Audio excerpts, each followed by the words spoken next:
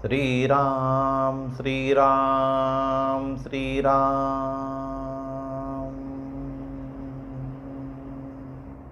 परम पूज्य बाबा जी महाराज की जय, परम पूज्य गुरु जी महाराज की जय, परम पूज्य भाऊ साहेब ग्रामस्थ महाराज की जय, परम पूज्य ब्रह्मचारी महाराज की जय। जय जय रघुवीर समर्थ, सनातन धर्म की जय, सभी संतन की जय।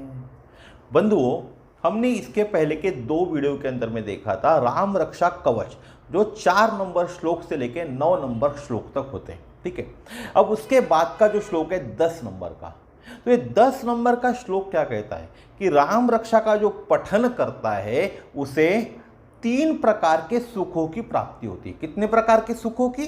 3 प्रकार की।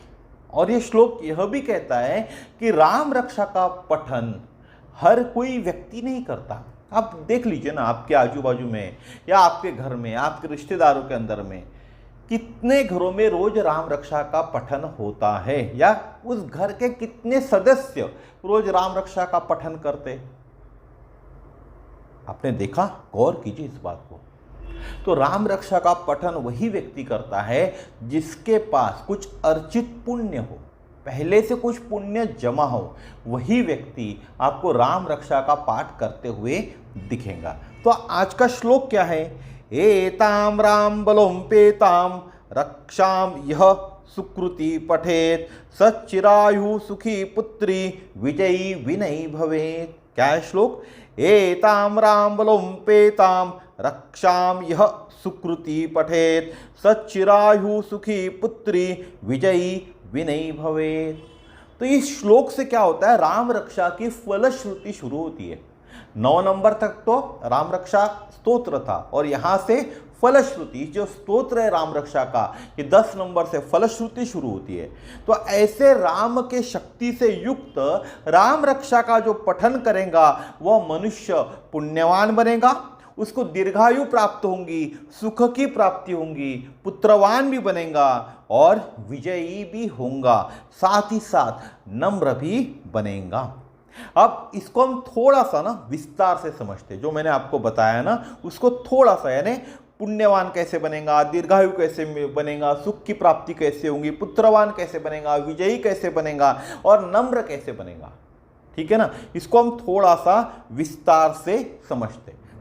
तो जिन्होंने सुकृत कर्म, सुकृत का अर्थ होता है पुण्य कर्म, जिन्होंने पुण्य कर्म अर्जित किए हैं वही राम रक्षा का पाठ करते हैं। मैंने आपको पहले भी बताया, आप देख लेना इस बात को, आपके घर में देख लीजिए, आपके परिवार में देख लीजिए, आपके दोस्त परिवार में देख लीजिए, आजू बाजू में देख लीजिए, आपके रिश्तेदार में देख लीजिए, तो जिनके पुण्य कर्म अर्जित होंगे, इस जन्म के हो या पिछले जन्म के हो, उनके पास अर्जित होंगे, वही व्यक्ति राम रक्षा का पाठ करता है। बाकी घर के दूसरे जो व्यक्ति होते हैं ना, दूसरे जो सदस्य होते हैं ना, वह राम रक्षा का पाठ करते हुए नहीं दिखेंगे आपको।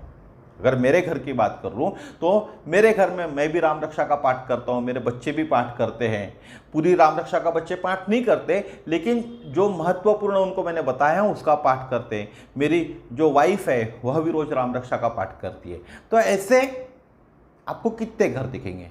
कहने का तात्पर्य यह है कि जिसके पास पुण्य कर्म अर्जित है पहले से, वही राम रक्षा का पाठ करता है। ये मैंने अपना उदाहरण बताया। ठीक है, ऐसे ही बहुत सारे उदाहरण आपके जीवन में भी होंगे। ठीक है, आप देखिए, आपको समझ में आ जाएगा कि राम रक्षा का पाठ कौन लोग करते हैं। बोलते तो बहुत से लोगों की आती है, लेकिन पाठ नहीं करते।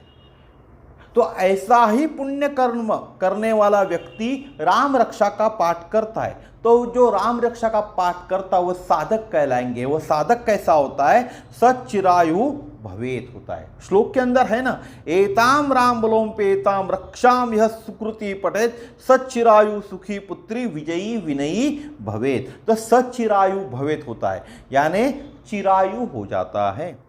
अर्थात जो राम रक्षा का पठन करते हैं उन्हें चिरकाल तक टिकने वाली आयु प्राप्त होती है। यानी कैसे होते हैं? दीर्घायु होते हैं। ऐसा नहीं होगा कि उन्हें मृत्यु नहीं आएंगे, मृत्यु तो आनी है, वो तो निश्चित है, लेकिन दीर्घायु प्राप्त होती है और साथ ही साथ सुख प्राप्त होता है।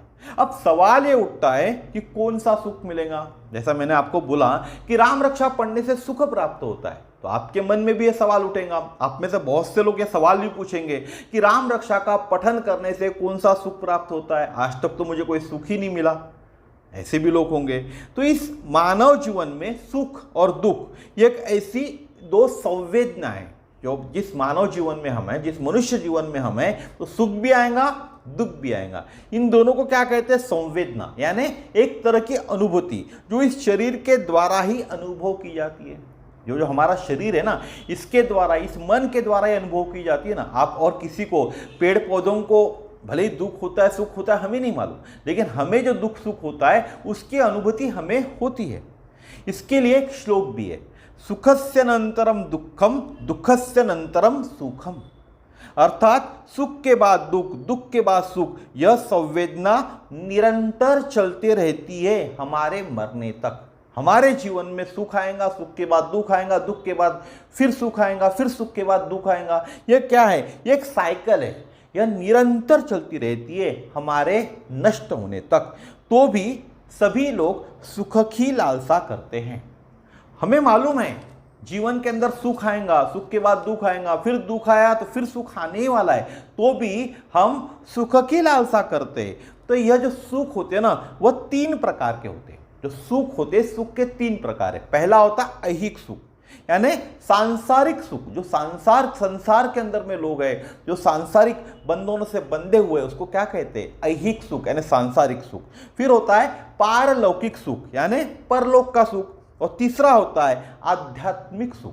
अध्यात्म यानी अभी जो आप सुन रहे हो, मैं जो कथन कर रहा हूं, जो आपको बता रहा हूं, ये क्या हो गया? ये आध्यात्मिक सुख कहलाएगा। तो इन सुखों में से ऐहिक सुख और पारलौकिक सुख कर्म से मिलता है। हमारे पूर्व जन्म के कर्म कैसे थे, उसके हिसाब से हमें ऐहिक सुख मिलेगा और पारलौकिक सुख मिलेगा। आपने देखा होगा इस जीवन, आपके अभी एग्जाम्पल होंगे आपके सामने कि बहुत से लोग ऐसे होंगे जिनके पास अमाप संपत्ति है, ऐशो आराम है, सब आराम से चल रहा है, कुछ नहीं करते, ना भगवान का नाम जपते ना कुछ करते, तो भी उनको कोई परेशानी नहीं है, बहुत पाप कर्म में लिप्त है। ये क्यों प्राप्त हुआ? उनके पुण्य कर्म अच्छे थे करके इस जन्म में उनको ऐहिक सुख भी मिला और हो सकता है कुछ लोगों को पारलौकिक सुख भी मिलेगा। इसका अर्थ क्या हुआ? जिसका जैसा कर्म वैसा उसका सुख। उसका पिछले जन्म का जैसा कर्म था वैसा उसको इस जन्म में सुख मिला। लेकिन आध्यात्मिक सुख यह साधना से ही मिलता है। अगर आपको आध्यात्मिक सुख चाहिए तो उसके लिए पुण्य कर्म की कोई आवश्यकता नहीं है। अगर आप साधना करोगे तो आपको आध्यात्मिक सुख मिल सकता है। इसीलिए राम रक्षा पढ़ने से आपको ऐहिक सुख भी मिलेगा, पारलौकिक सुख भी प्राप्त होता है, और उससे ज्यादा राम रक्षा का पाठ करने से आध्यात्मिक सुख पाठकर्ता को निरंतर मिलते रहता है। अब आपके मन में एक सवाल आएगा कि आप कहते हो कि ऐहिक सुख और पारलौकिक सुख कब प्राप्त होता है? पुण्य कर्म होने के बाद। फिर आप कैसे बोल रहे हो कि राम रक्षा का पाठ करने से ऐहिक सुख भी मिलेगा और पारलौकिक सुख भी मिलेगा? तो सबसे पहले ही मैंने आपको बताया, जिसके पास कुछ पुण्य कर्म अर्जित थे, जिसके झोली के अंदर में कुछ पुण्य कर्म अर्जित थे, वही व्यक्ति राम रक्षा का पाठ करता है रोज। नहीं तो वह दूसरा कोई व्यक्ति राम रक्षा का पाठ करते हुए आपको दिखेगा नहीं। जिसके पास पुण्य कर्म अर्जित थे वही राम रक्षा का पाठ करता है। तो सबसे पहले अपने खुद की पीठ थपथा पाइए, क्योंकि आप राम रक्षा का पठन करते हो, यानी आपके पास पुण्य कर्म अर्जित थे। इसका मतलब राम रक्षा का पठन आप रोज करते हो तो आपको ऐहिक सुख भी मिलने वाला है, आपको पारलौकिक सुख भी मिलने वाला है। और राम रक्षा का पठन रोज करते हो इसीलिए आपको आध्यात्मिक सुख मिलने वाला है। और यह सुख जो होता है आध्यात्मिक, वह निरंतर मिलते रहता है। अब संतति की बात कर लेते हैं। अर्थात किसी को संतति की प्राप्ति नहीं हो रही है तो राम रक्षा का पाठ करने से संतति की प्राप्ति होती है। अब आपको ये विश्वास से करना पड़ेगा। आप पति पत्नी है, आपको संतति नहीं हुई है, संतति के अंदर लड़का हो या लड़की, संतति का अर्थ एक ही होता है, ठीक है, कोई भी हो सकता है। आप भगवान राम पे विश्वास रखकर एक संकल्प कर दीजिए कि मुझे संतति प्राप्त हो, इसलिए मैं रोज राम रक्षा का पाठ करती हूँ, करता हूँ। दोनों ने मिलकर रोज राम रक्षा का पाठ कर रहे हैं।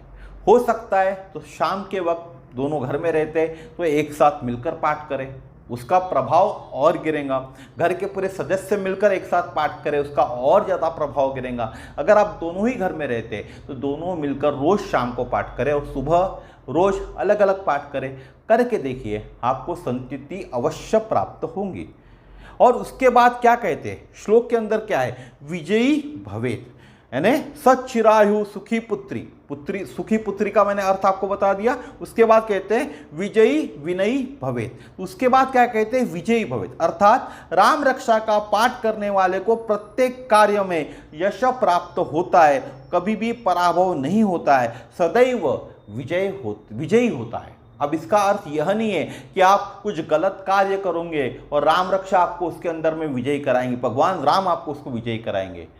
आपको धर्म के हिसाब से काम करना पड़ेगा तो ही आपको विजय मिलेंगे, अधर्म के अंदर में विजय नहीं मिलेंगी। उसके बाद क्या कहते हैं, विनयी भवेत, सच्चिरायु सुखी पुत्री विजयी विनयी भवेत, अर्थात अब इन सब सुखों की आपको प्राप्ति हो गई। 3 सुख की प्राप्ति हो गई, समझ लीजिए। आप राम रक्षा का रोज पठन कर रहे हैं और आपको ऐहिक सुख भी मिल गया, पारलौकिक सुख भी मिल गया और आध्यात्मिक सुख भी मिल गया। ठीक है, आपको तीनों सुखों की अगर प्राप्ति हो जाएंगी तो कैसा हो जाएगा, अभिमान नहीं आएगा। सांसारिक सुख मिल गया, आपके पास पैसा आ गया, गाड़ी हो गई, बंगला हो गया, बहुत पैसा है, नौकर चाकर हो गए, तो अभिमान जरूर आएगा। अभिमान जरूर आएगा, क्योंकि अभिमान आना ही है, ये पक्का है।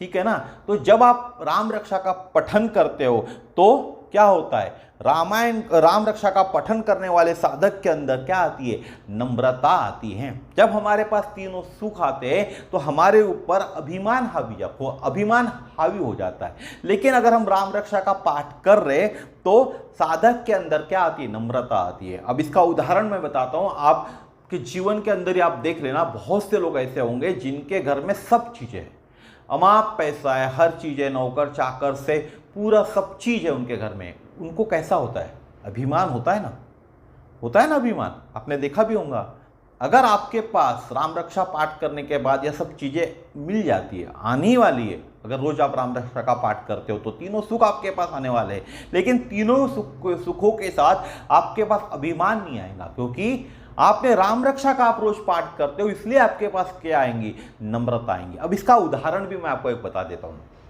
अभी धूप काला चालू है, आम का सीजन है, आम के पेड़ पे आप देख रहे होंगे कि बहुत आम लगे होंगे, आम के पेड़ पर बहुत आम लगे होंगे।